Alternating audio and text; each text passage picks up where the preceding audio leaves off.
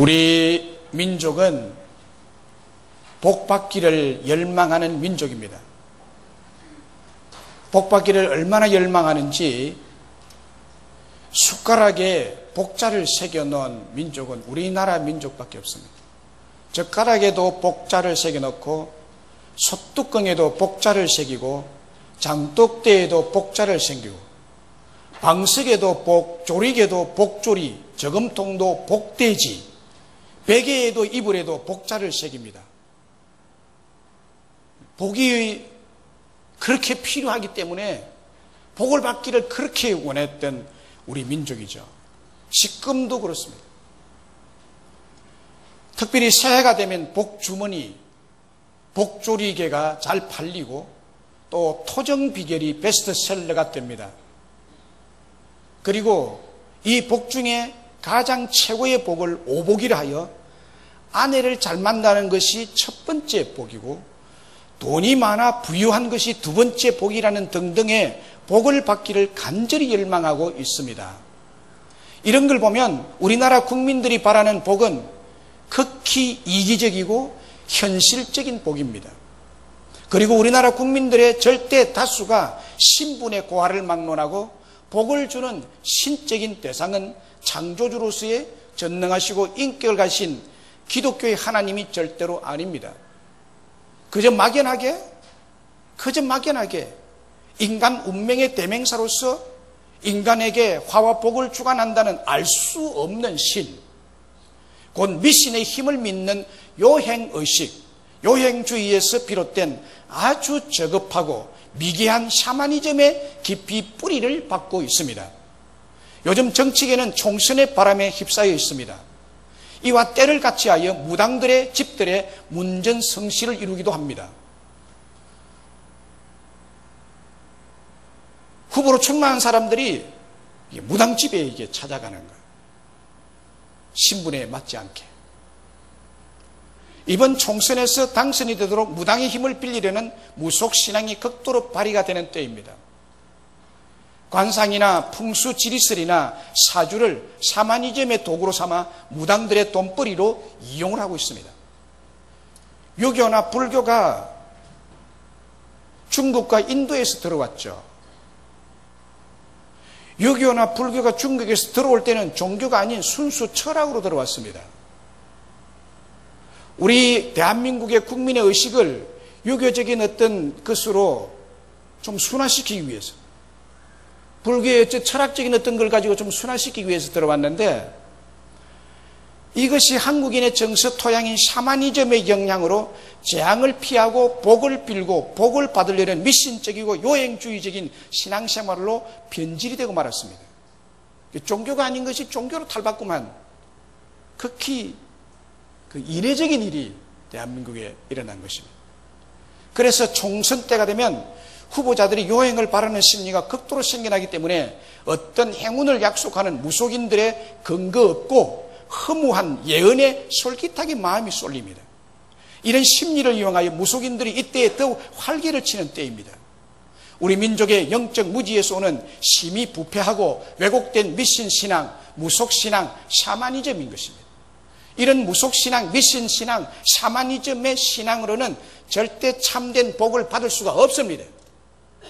왜냐하면 없는 신이고 사람이 만들어 세운 것을 신이라고 그러고 악령의 거짓에 쏟고 참된 행복, 진정한 행복을 주는 축복을 도둑맞고 있기 때문입니다.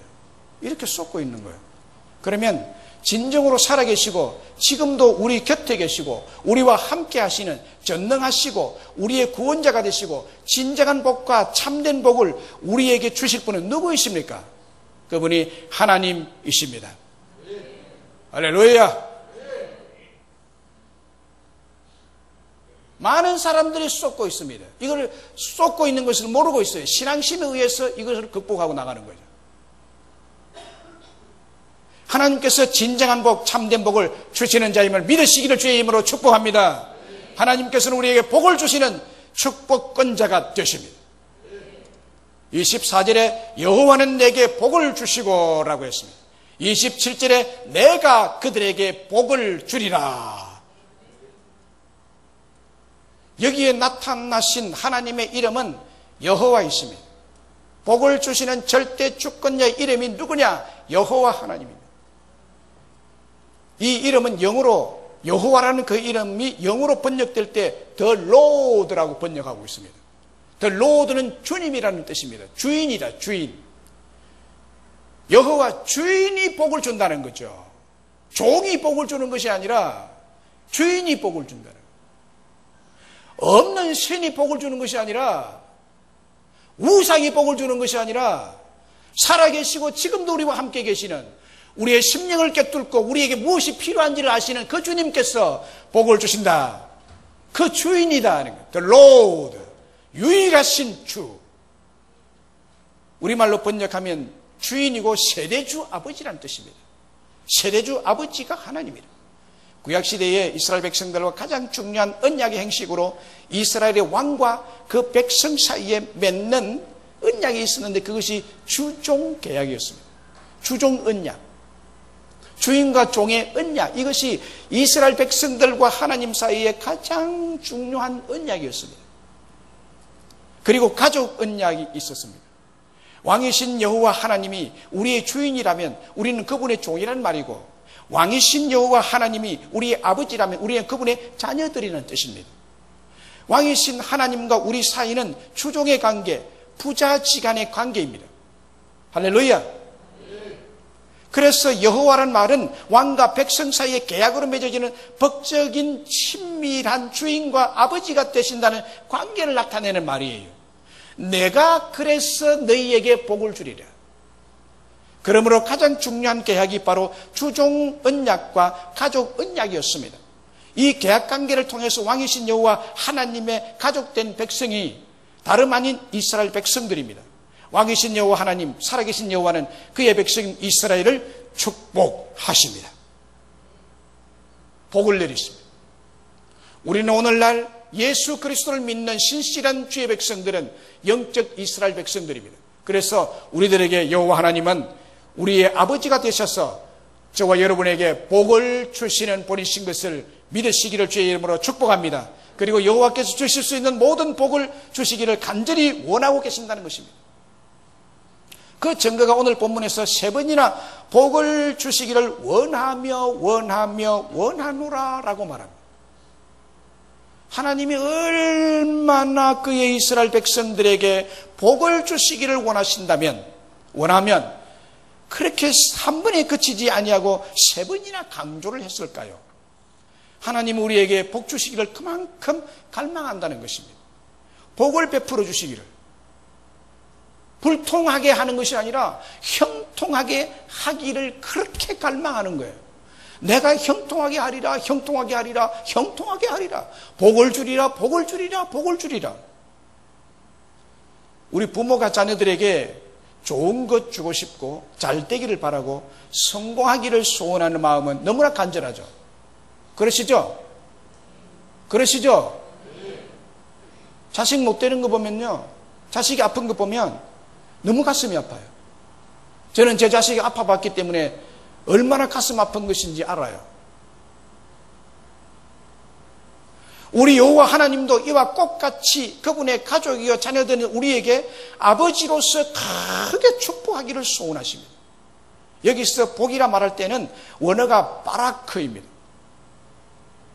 바라크는 영적인 축복과 함께 성공, 번영, 생산, 장수를 뜻하는 이 땅에서의 복을 상징하기도 합니다. 이 바라크라는 이 복이라는 이 말 속에 영적인 축복과 이 세상에 필요한 축복이 다 함께 담긴 복을 주겠다는 뜻이에요. 그래서 영적으로 구원을 받는, 죄 씻음을 받는 하나님의 백성이 되고 지옥이 아니라 천국 갈 수 있는 이 영적인 놀라운 축복뿐만 아니라 이 땅에서 우리가 필요한 물질적인 복과 권세와 영화를 함께 주시는 여호와 하나님이시다는 뜻입니다. 어떤 사람은 교회에 오는 것을 너무나 경건한 나머지 육신적인 복은 아예 하나님은 생각지도 안 하는 분이라고 이렇게 오해를 하고 있는 분이 있는데 아니에요. 우리 하나님 영적인 축복과 육신적인 이 땅에 살아가는 옷 입고 먹고 마시고 살고 살 수 있는 이런 모든 축복을 총망라해서 복을 주시는 축복의 주권자이심을 믿으시기를 주의 이름으로 축복합니다. 여러분, 이 땅에서 사는 우리 모든 성도들이 다 같이 땅에서 영적인 축복을 받고 또 이 땅의 복을 받고 살기를 하나님께서 원하신다. 살아계신 하나님, 전능하신 하나님, 부활하신 하나님, 영생하시는 하나님이 우리와 함께 하셔서 하나님이 우리가 복받고 살기를 그렇게 간절히 원하고 계시는 줄로 믿습니다. 히브리서 6장 14절로 15절에 아브라함에게 약속하신 약속으로 아브라함이 여호와로부터 복 위에 복을 더 받아 누리면서 나누어 주면서 살았던 복의 조상이 됐습니다. 이르시되 내가 반드시 너에게 복 주고 복 주며 너를 번성하게 하고 번성하게 하리라 하셨더니 그가 이같이 오래 참아 약속을 받았느니라. 그가 이같이 오래 참아 약속을 받은 그가 누구냐? 아브라함입니다. 아브라함은 여호와 하나님께서 베푸르신 복으로 말미암아 축복의 조상, 믿음의 조상이 된 것입니다. 우리 하나님은 이렇게 신실하시고 축복을 하시는데 불변하시고 확실하신 하나님이십니다. 사랑하는 여러분, 여호와 하나님을 찾고자 하는 마음, 여호와 하나님만을 의지할 수밖에 없는 환경이 내 앞에 도래했다는 것은 바로 축복을 받을 징조가 왔다는 것을 믿으시기 바랍니다. 왜냐하면 인생의 축복의 주권을 가지신 분 여호와 하나님이시기 때문에 그렇습니다. 본문에서 여러 가지 복 중에서 특별히 세 가지 복을 말씀하고 있습니다. 우선 하나님이 우리에게 주고 싶어하는 축복이 뭐냐? 지켜주겠다. 지켜주겠다. 24절에 여호와는 네게 복을 주시고 너를 지키시기를 원하며 라고 했습니다. 여호와는 너를 지키시기를 원한다고 했습니다. 여호와는 우리를 지키시기를 원한다는 것이에요. 하나님은 우리를 지켜주겠다. 하나님은 우리의 지킴이 되겠다는 거예요. 지킴이.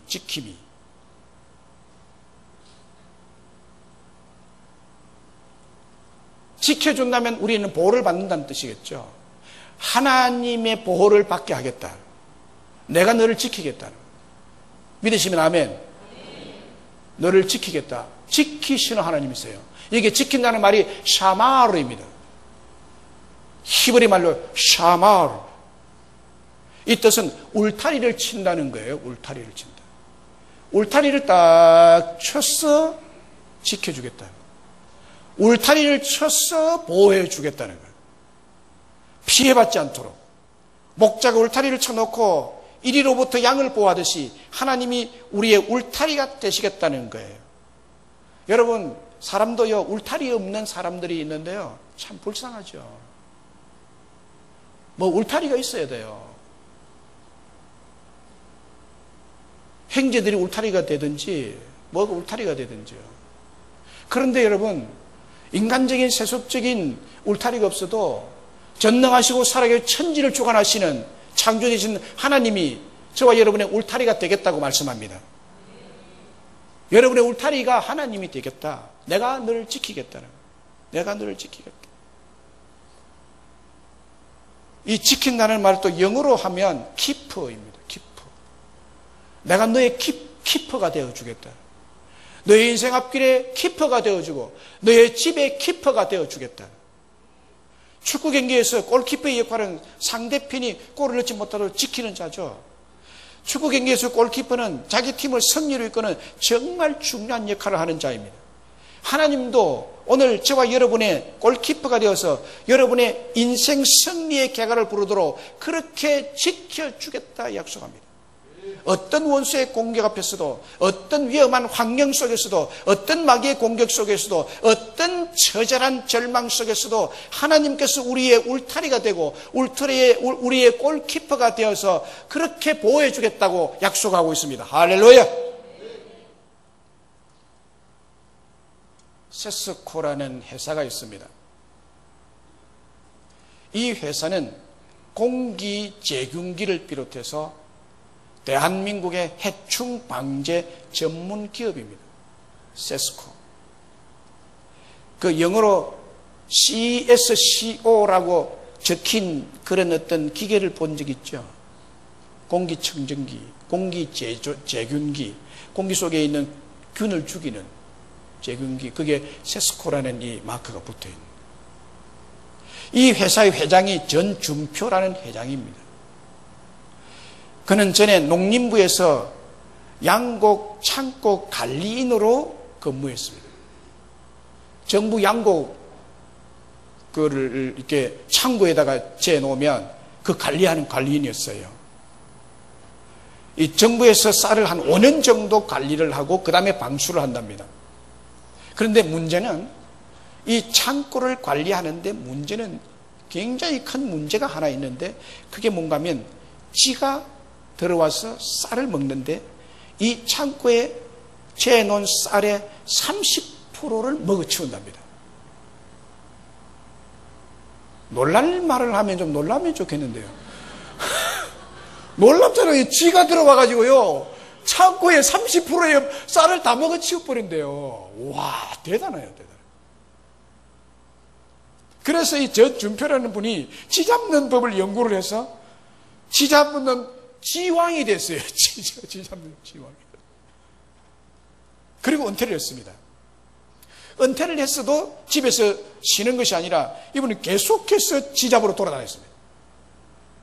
쥐를 잡다 보니까 쥐를 잡는 좋은 아이디어가 생긴 것입니다. 이것을 기반으로 해서 만든 회사가 세스코라는 회사입니다.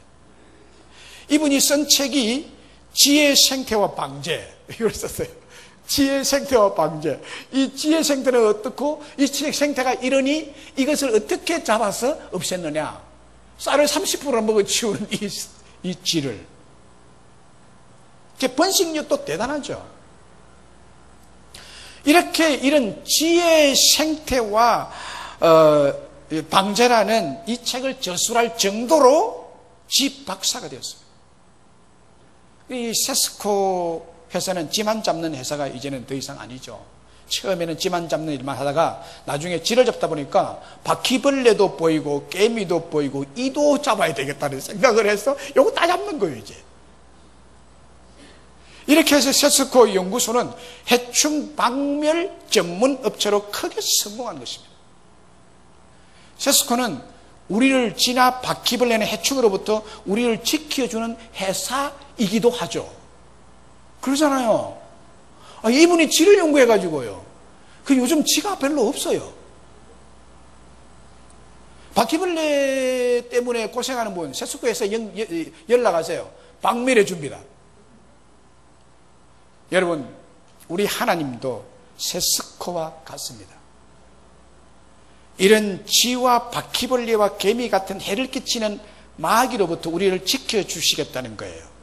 울타리를 쳐서 지켜주겠다. 하나님께서 우리를 해하려고 하는 모든 악의 세력, 어두움의 세력으로부터 지켜주시고 샤마로 하겠다. 울타리를 쳐주겠다는 거예요. 그리고 키퍼가 되어주겠다. 내가 지키겠다. 하나님이 지키겠다. 여러분이 여러분의 가정과 여러분의 자녀들을 지킬 수가 없어요. 우리 하나님이 키퍼가 되어주겠다. 할렐루야.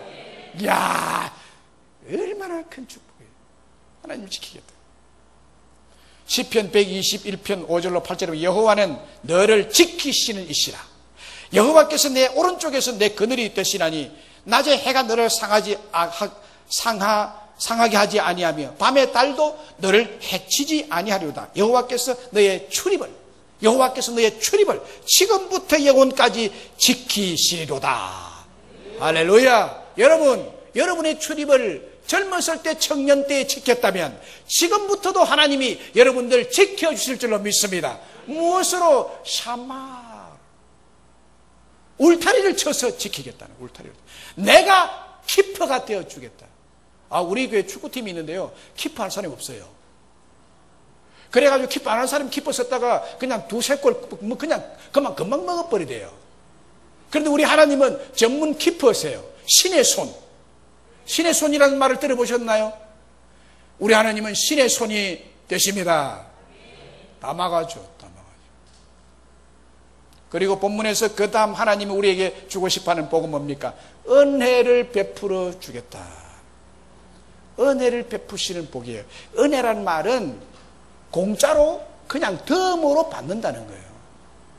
내가 어떤 공로가 전혀 없는데 그냥 덤으로 주겠다. 이 은혜를 주겠다는 거예요. 공짜로 그냥 선물로 주겠다는 거예요.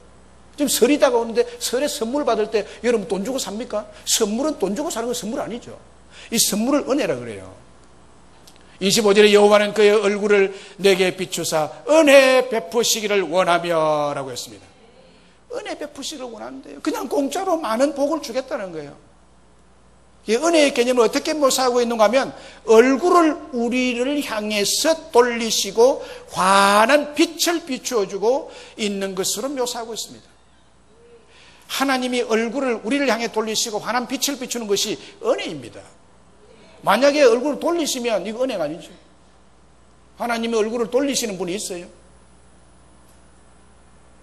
그런데 오늘 여러분들에게는 하나님의 얼굴을 돌리시지 아니하고 여러분들에게 환한 얼굴빛으로 여러분들에게 비추고 계시는 줄로 믿습니다.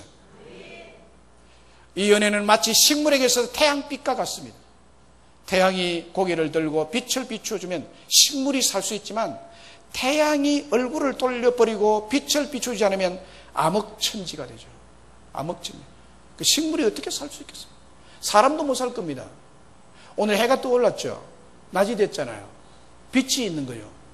얼마나 감사합니까? 밤이 계속된다면 여러분 어떻게 될 것 같아요? 하나님이 이런 은혜를 베푸셨어요. 여러분 오늘도 태양이 떠오르고 구름이 좀 끼었지만은 태양이 떠오르는 것에 대해서 정말 은혜고 감사하다고 감사해 본 적이 있습니까? 없으시죠? 그거 떠오르는 거, 당연히 해가 떠오르면 빛이 오고. 그런데요, 이게 하나님의 놀라운 은혜예요.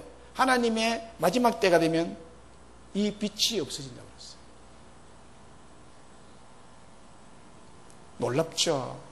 그냥 이건 은혜로 공짜로 주는 거예요. 악인이든 선인이든 하나님을 경외하든 하나님을 경외하지 않고 절간에 가서 우상 앞에 절을 하고 천배를 하고 만배를 해도 그들에게 똑같이 빛을 비춰주시는 선하시고 좋으신 우리 하나님, 이게 은혜라는 거예요.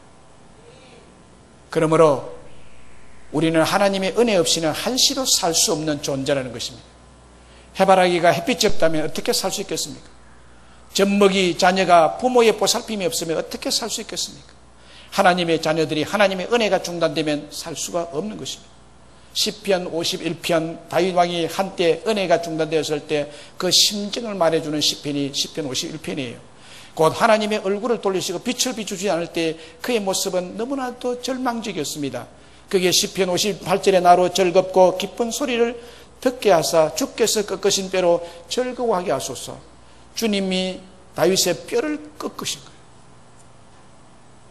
그래서 전에 하나님이 내게 은혜를 베푸셨던 것, 나의 뼈를 꺾기 전에 나로 즐겁고 기쁜 소리를 듣게 하신 하나님, 이제 다시 나로 즐거워하게 하소서라고 간절하게 그 은혜를 소망하면서 그렇게 기도하고 있습니다. 은혜가 중단되었을 때 성도의 모습은 즐거움이 없고 기쁨이 없는 것입니다. 삶에 행복이 없다는 것입니다. 뼈가 부러지고 꺾인 것처럼 사는 것이 굉장히 고통스럽고 괴롭다는 거예요. 그렇습니다. 하나님이 베풀으실 은혜가 없다면 성도는 한순간도 살 수가 없고 괴롭습니다. 우울합니다. 이런 사람에게 하나님께서 은혜를 베풀어 주시겠다, 은혜를 주겠다고 약속하고 있습니다. 그러면 받으면 돼요. 할렐루야. 얼마나 좋습니까? 그냥 무상으로 베푸시는 은혜, 그냥 받으면 내가 마음이 기쁘고 즐겁고 모든 괴로움이, 모든 우울한 마음이 다 물러가게 될 줄로 믿습니다. 성도에게는 하나님의 은혜가 생명입니다. 은혜가 중단되면 모든 것이 끝나는 것입니다. 그래서 하나님은 우리에게 늘 은혜 베풀어 주시기를 원하는 것입니다. 오늘 또 하나님은 우리에게 은혜 베풀어 주시기를 원하는 줄로 믿습니다. 또 오늘 말씀에서 하나님 우리에게 주고자 하는 복이 뭡니까? 평강의 복을 주겠다. 26절에 여호와는 그 얼굴을 네게로 향하여 드사 평강 주시기를 원하노라. 평강 주시기를 원하노라. 우리 하나님은 평강의 복을 주신다는 거예요. 여기서 평강은 샬롬입니다. 죽을 놈이 아니고 샬롬이에요.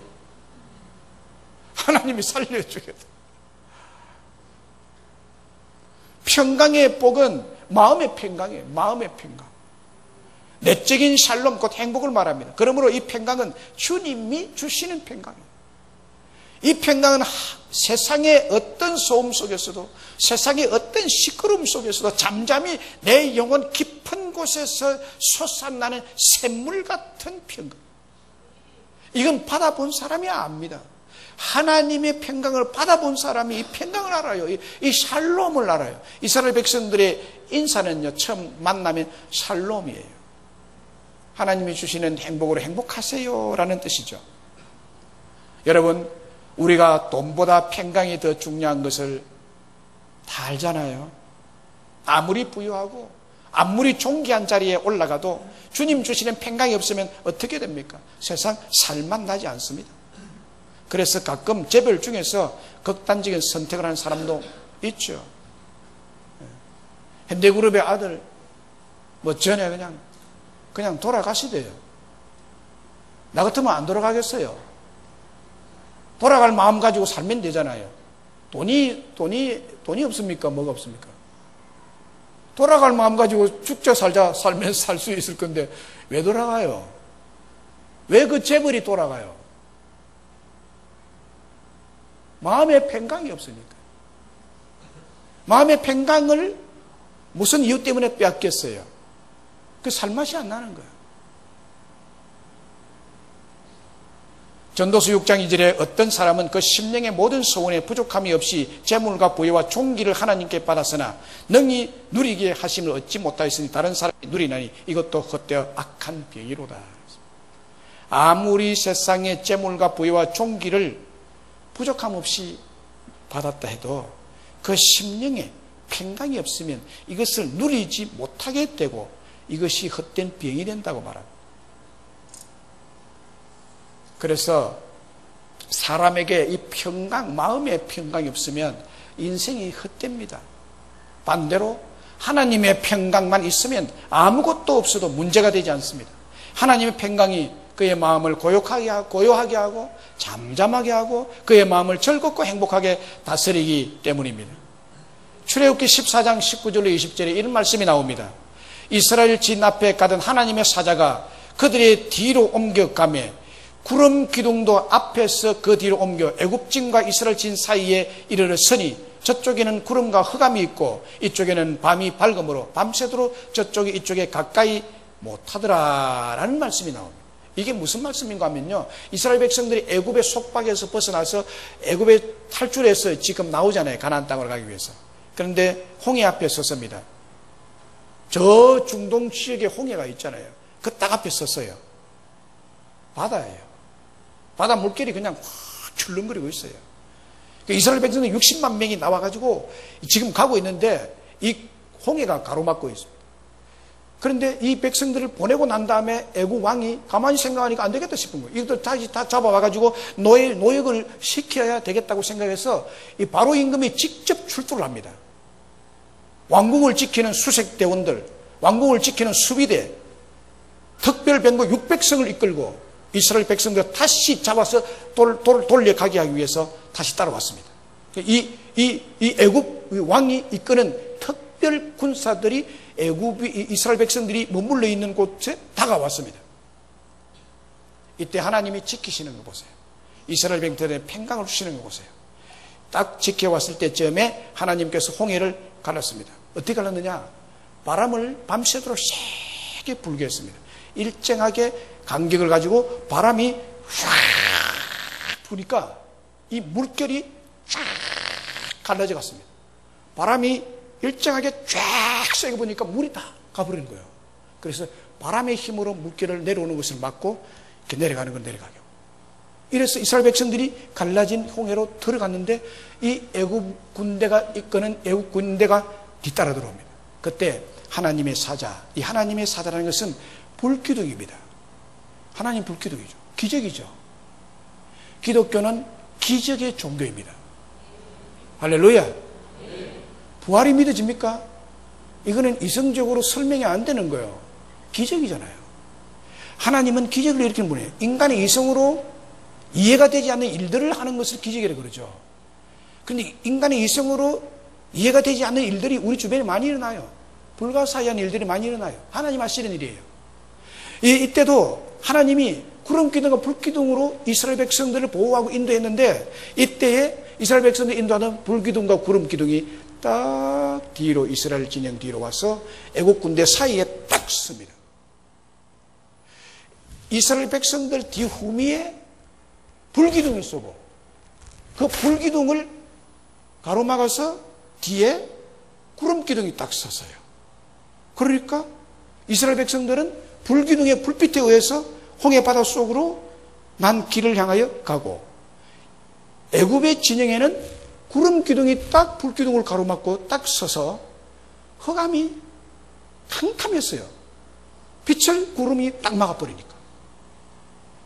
이 구름기둥은 아주 새카만 구름기둥으로서 딱 막아버리니까 이 애굽 군인들이 뒤따라 들어왔다가 캄캄 흑암에서 자기들끼리 막 부딪혀가지고, 쉽게 영화 보면 이런 것들이 나오잖아요. 이때 이스라엘 백성들은 구름기둥과 불기둥이 뒤에서 애국 군대가 이렇게 해치지 못하도록 딱 막고 있는 가운데 홍해를 건널 때 이들의 마음에 하나님이 평강을 내려 주셨습니다. 평안하게 홍해를 건너가도록 그렇게 하나님이 역사하셨다는 거예요. 빌립보 4장 7절에 하나님의 평강이 그리스도 예수 안에서 너희 마음과 생각을 지키시리라 그랬습니다. 찬송가 412장 3절에도 이렇게 찬송하고 있죠. 내 영혼의 평화가 넘쳐남은 주의 큰 복을 받음이라. 내가 주야로 주님과 함께 있어 내 영혼이 편히 쉬네.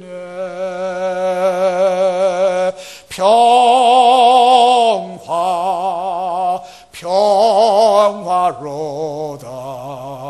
하늘 위에서 내려오네. 그 사랑의 물결이 영원토록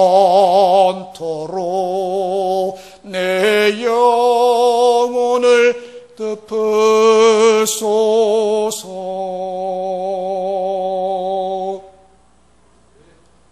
하나님이 주시는 평화, 이 평강이 하늘 위에서 우리의 심령 가운데 내리게 되는데, 이 평강을 누가 주느냐?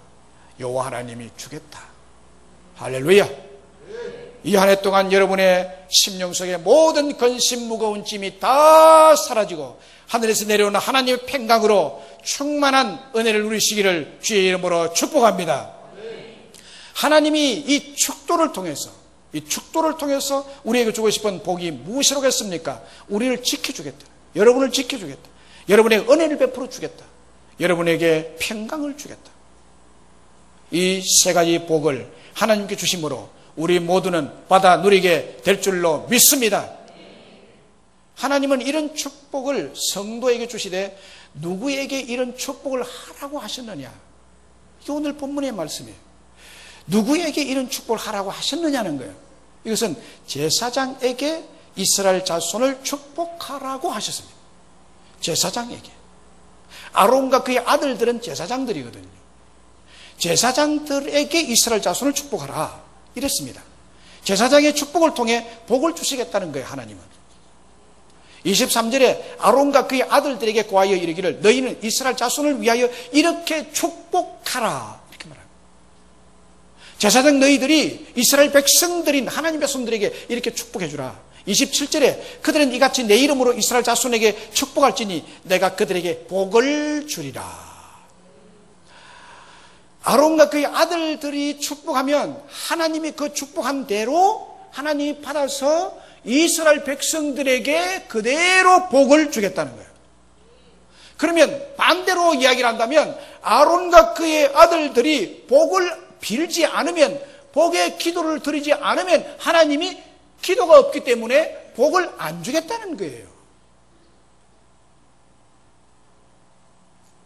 아론과 그의 아들들은 이 땅에서 분깃 곧 기업을 전혀 받지 않았습니다. 이스라엘 백성들이 가나안에 들어가서 12지파, 11지파는 다 지파대로 기업을 받아 땅을 분배받았습니다. 땅을 분배받았는데 특별히 레위지파, 제사장이 되는 레위지파는 이 땅을 기업으로 받지 않았습니다. 너희는 하나님이 바로 기업이다라고. 그래서 이스라엘 자손을 축복하는 성직을 맡은 레위지파입니다. 성직을 맡은. 그래서 이들이 제사를 지내고 제사장이 제사를 대신해서 지내던 이 직무를 감당한 사람들이 레위지파죠. 아론과 그의 아들들이죠. 그래서 이 레위지파인 아론의 아들들을 세워서 이스라엘 백성들을 축복하게 했습니다. 이스라엘 백성들을 위해서 이 제사장이 축복하면 그 기도를 받고 하나님이 이스라엘 백성들의 그 기도대로, 그 기도의 축복의 내용대로 복을 내리겠다고 말씀하는 거예요. 그래서 제사장을 세워서 그들로 하여금 이스라엘 자손을 축복 기도하라고 했습니다. 그러므로 제사장의 직무가 여러 가지 있지만 그 가운데 하나는 이스라엘 자손을 축복해 주는 것입니다. 어떤 축복을 하는 것입니까? 이스라엘 백성들에게 복을 주시도록 기도하고 이스라엘 백성들을 지켜달라고 기도하고 이스라엘 백성들의 은혜를 베풀어 달라고 기도하고 이스라엘 백성들의 평강 주시기를 위해서 기도해라. 그러면 내가 그대로 지켜주겠고 그들에게 은혜를 베풀어 주겠고 그들에게 평강을 내려주겠다라고 약속하는 거예요. 전해져 내려오는 이야기에 의하면 제사장들은 상번제를 드리고 이 축복을 이스라엘 백성들에게 기도해 주었다는 것입니다. 그러니까 상번제는 매일 아침 저녁으로 드리는 제사죠. 하나님 앞에 드리는. 이 제사장이 매일 아침 상번제를 드리고 난 다음에 이스라엘 백성들을 향하여 이런 축복을 선포했던 것입니다.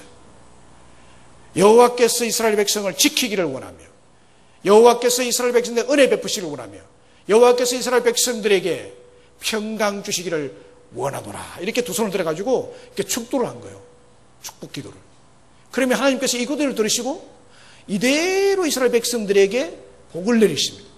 이 외에도 이스라엘 백성들을 위해서 제사장의 마음에 떠오르는 그 기도의 제목 가지고 축복 기도를 하면 하나님이 그대로 그 기도를 들으시고 제사장의 기도를 들으시고 축복을 내리시는 것입니다. 이게 하나님이 정한 룰입니다. 하나님이 정한 질서입니다. 오늘날로 말하면 제사장이 누굽니까? 오늘날, 신약시대에 오늘날 이 땅에 기업이 주어지지 않는 제사장처럼 오늘날의 세상 직업을 가지 않은 특별히 부름을 받은 성직자인 목사님들입니다. 저는 이 땅에 기업이 없어요. 직장이 없어요. 저는 이 교회가 이 하나님이 제 직장이에요. 직장으로 말하면 그래요. 그래서 저는 여러분들을 위해서 이 축복 기도를 하라는 사명을 받고 부름받은 자예요. 성직자. 여러분들 다 세상의 직업을 가지고 있잖아요. 성직자와 여러분과는 구별이 되죠. 저도 여러분과는 구별된 삶을 살아야 되는 거예요. 그리고 저에게 부여된 사명은 여러 가지 있지만 여러분들의 축복을 위해서 제가 복을 빌어주는 사명이 있는 거예요. 이 본문에 의하면 그래요. 믿으시기를 주의 이름으로 축복합니다. 오늘날 이 권위를 부정하는 세대입니다. 너희는 나는 뭘 이렇게 생각해요. 하나님이 목사에게 이런 영적인 성직자의 권위를 부여했습니다. 그래서 목사가 축복 기도하면 하나님이 듣겠다는 그 원리예요. 이 원리가. 차범근 선수를 다 아시죠? 그분이 그렇게 유명하게 된 것은요, 언제나 큰 경기 A매치가 있으면 담임 목사님이 가서 안수기도 받고 간대요. 그러니까 복을 빌어주니 그대로 된 거예요. 지금 세계적인 골프 선수들,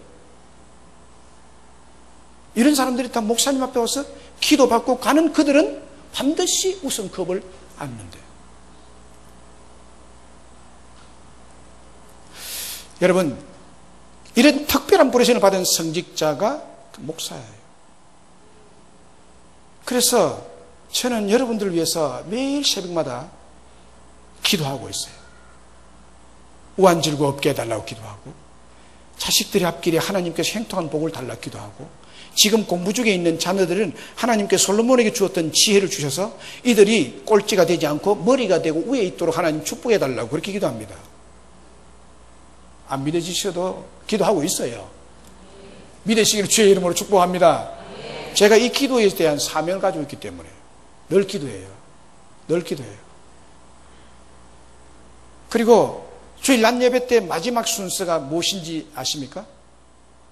마지막에 뭐죠? 축도. 축도하잖아요.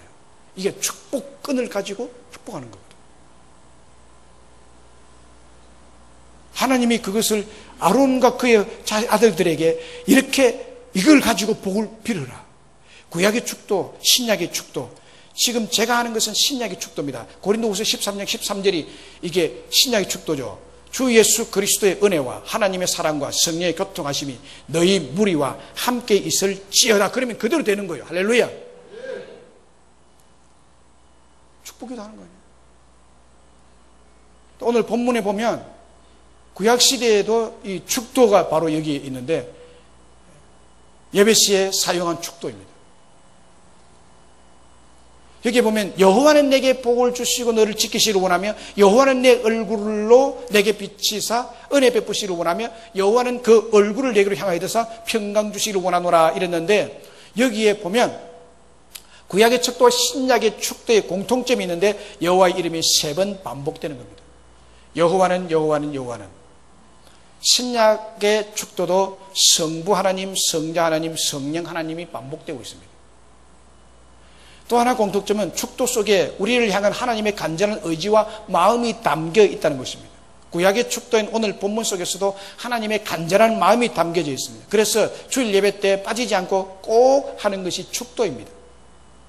이 축도 속에 오늘 설교 말씀을 통해서 나타난 하나님의 놀라운 축복이 여기에 참여한 모든 자에게 하나님의 사랑과 하나님의 은혜와 주 예수 그리스도의 은혜와 성령 교통하심의 축복으로 말미암아 하나님의 음성을 들은 주의 백성들이 이와 같은 복을 받게 해달라는 그런 축도죠.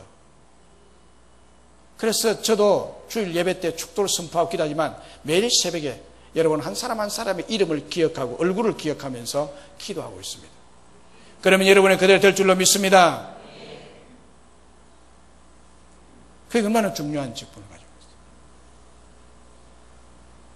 이렇게 제사장의 축복기도 하면 하나님은 어떻게 하시겠다고 합니까? 27절에 그들은 이같이 내 이름으로 이스라엘 자손에 축복할지니 내가 그들에게 복을 주리라. 할렐루야.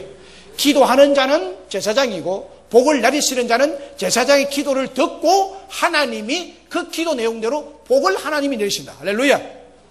그런데 제사장의 기도가 없으면 복 내릴 것이 없어요. 그래서 제사장은 책임을 지고 사명감을 가지고 이스라엘 백성들의 복을 위해서 기도를 해야 될 사람들입니다. 하나님이 그들에게 복을 주신다는 거예요. 하나님 제사장들이 복을 선포하고 기도한 대로 그들에게 이스라엘 자손에게 복을 주시는 것입니다. 그러므로 제사장들의 기도와 축복 선포가 중요한 것임을 알 수가 있습니다. 그러면 제사장이 선포한 복을 누가 받아 누릴 수가 있느냐는 것이 또 생각해야 될 문제예요. 누가 받아 누릴 수 있느냐? 누가 복 있는 사람이 될 수 있을까요? 그릇을 가진 자가 복을 받습니다. 그릇을 가지셔야 돼요. 무엇을 받으려면 그릇이 필요하잖아요. 무엇이든지 그릇이 있어야 받을 수 있죠. 설날에 과일 선물을 해도 그릇에 담아서 주잖아요. 선물 세트도 담는 그릇이 있습니다. 냉수 한 잔도 머그컵이 있어야 받아 마실 수가 있는 거예요. 아프리카 가뭄 지역에 오랜만에 단비가 내릴 때 이 집 저 집 단비를 받기 시작합니다. 피를 받아서 쓰는 사람들이 오늘날도 이 지구상에 있어요. 우물도 없고. 이때 집집마다 많이 그릇을 준비한 집에는 단비를 많이 받을 수 있고 그릇을 많이 준비하지 못한 집에는 단비가 조금밖에 담을 수가 없죠.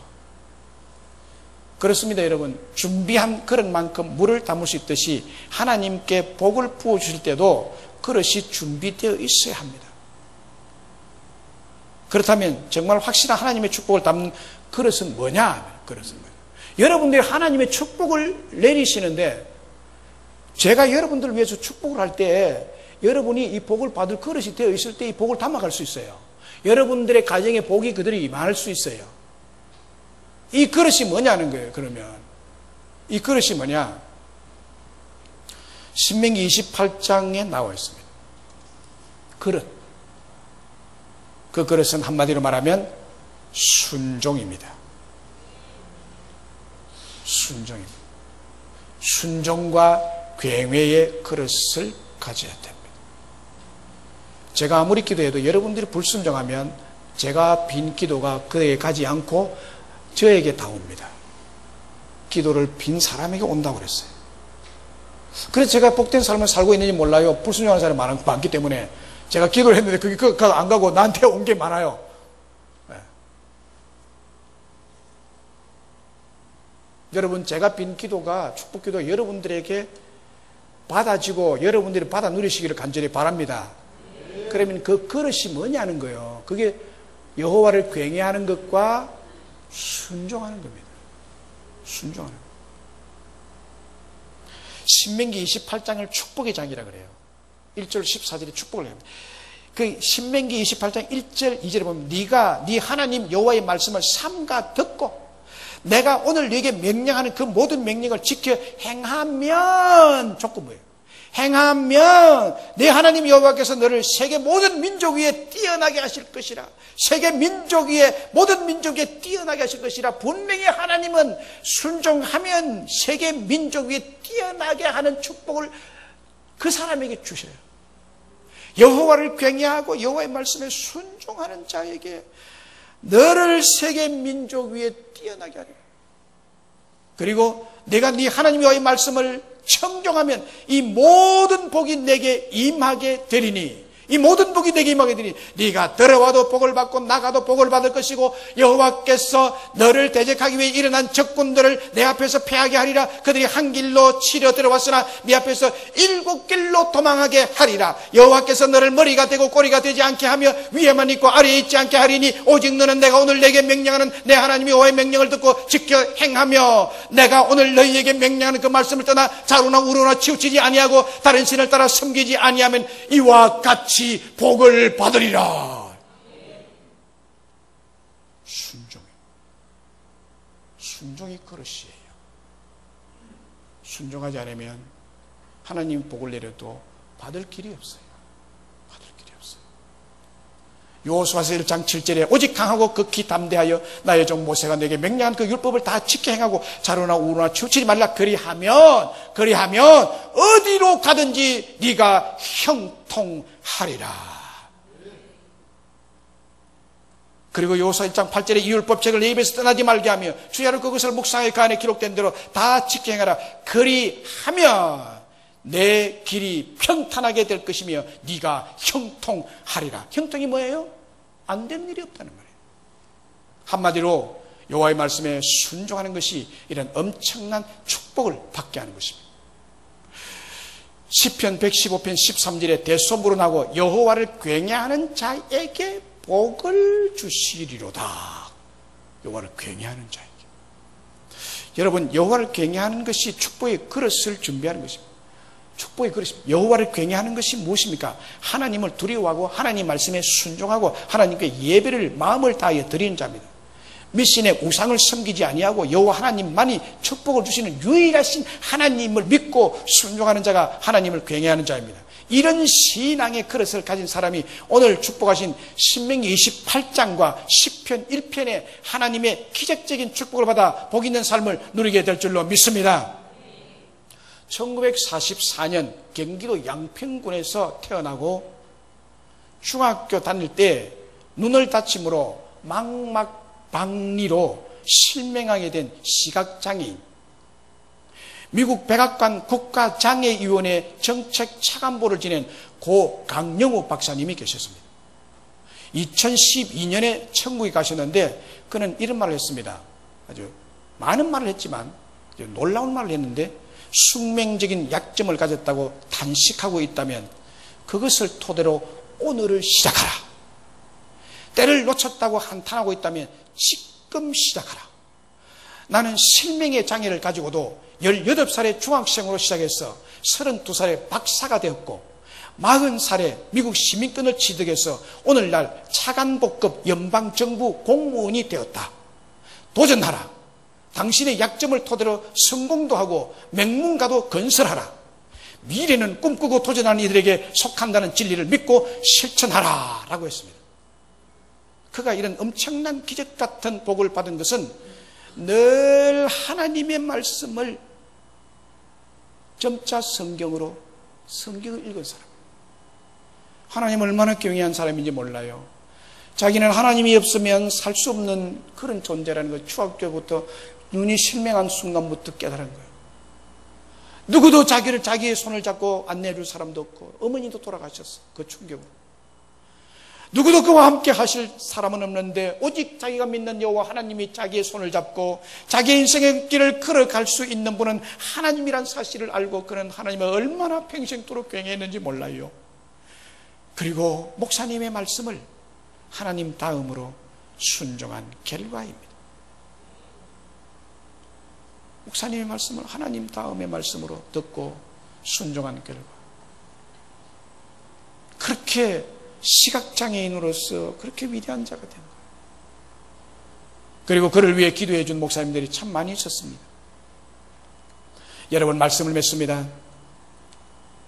존경하는 여러분, 올 2016년 한 해 하나님은 여러분을 축복해 주실 것입니다. 이 목사가 이것을 소원해서 선포를 했기 때문에 그대로 됩니다. 하나님은 그렇게 하셨잖아요. 지금 각 교회마다 내리는 복이 다른 것은 그 교회 담임 목사가 어떻게 선포하느냐에 따라 달라지기 때문에 그래요. 저는 오늘 구약의 축도를 통해서 여호와 하나님이 제가 기도한 대로, 제가 축도한 대로 여러분에게 복을 주고 여러분을 지키시고 여러분에게 놀라운 은혜의 선물을, 여러분이 원하는 그 선물을 주실 것이고 여러분을 평강으로 지켜주실 것을 분명히 믿습니다. 올 한 해 동안 여호와를 잘 경외함으로 하나님 말씀에 순종하여 축복을 마음껏 받아 누리는 한 해가 되시길 주의 이름으로 축원합니다. 주님의 이름으로 축원합니다. 내가 반드시 너를 축복하리라 찬송하겠습니다.